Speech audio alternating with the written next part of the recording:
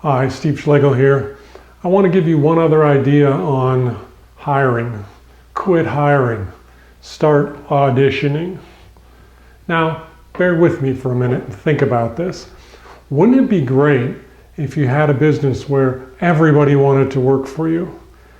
And so they were just lined up outside, and when you had a new job available, people were standing in line to audition for the opportunity, and you got to watch them all do their things and then choose the best one.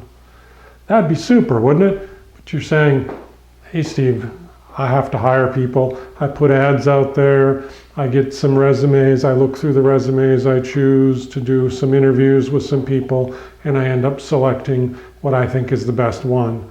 Well, I'm telling you that's not the right way to do it. And actually, I'm not telling you. I learned this concept from Perry Marshall, and you can read more about it on Perry's website. But I'm going to summarize what I think about it. Auditioning is a great tool for finding the right person, and it's related to the 80-20 rule. Now, let's just say that we have, after going out there and trying to find the right person for the job, we've narrowed it down to 10 possibilities, 10 individuals that might suit this. And so I'm going to put them up here, and I'm just going to go 1, 2, 3, 4, 5, 6, 7, 8, 9, and 10. So I've got these 10 individuals. Now, if I hire one of them might turn out to be a real star, and I got lucky. I could hire one of them and they might not be a star, and I'm going to have to get rid of them and go through the whole process again. But let's think about it. On average, and if I applied the 80-20 rule to this, it would tell me 2 of these people are stars. 2 of these people are losers. Okay? And the other 6 in between are kind of average. Now, 80-20 rule says 20% or a smaller number of inputs result in a greater outcome. So likely when I look at any group of 10 people and I sorted it out, 2 of those 10 or 20% of the people are going to be on the higher end, 20% are going to be on the lower end, and then there's just the middle. So now if I go through those resumes and interviews and so forth, counting on my ability to pick the right person, to pick one of these 2 stars, I might think that I'm pretty good at it, but the reality is different people interview differently, and sometimes stars may not be stars at the interview process, and it's a little bit like gambling. You don't really know what the outcome's going to be.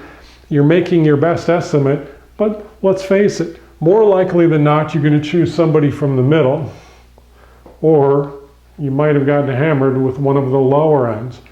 So rather than trying to use your own intuition, a series of interview questions and so forth, you're going to take this group that you've narrowed down and you're going to ask them each to do something for you. Results matter. You want to see what they can really do. And so you could come up with a small project.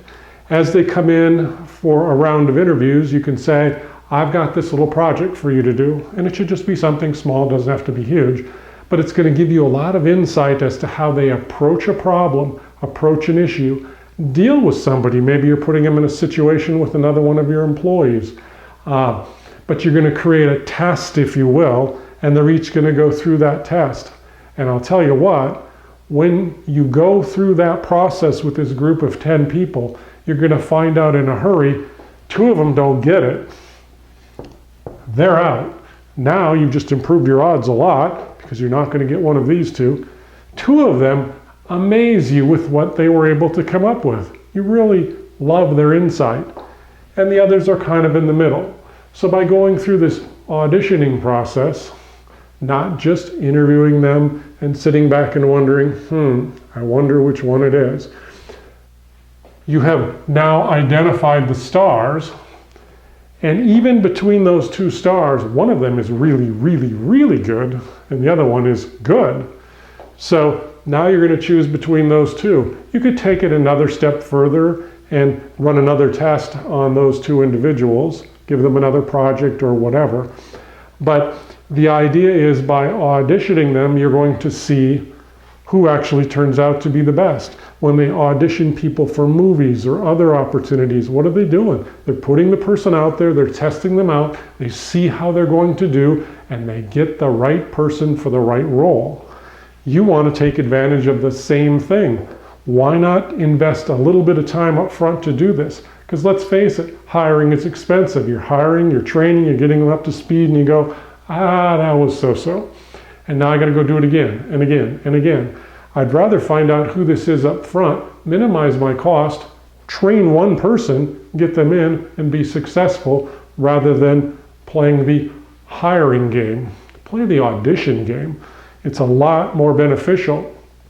And when you do that, you're going to be building a stronger and stronger team within your organization. And it's going to make your company more profitable, more successful, and give you more time for the things that you want to do. Give it a shot. It's worth looking at, and you can also go to Perry Marshall's site and read some more about the process. He's the one that I learned it from, and you can learn from this too. Take advantage of it. Do it today.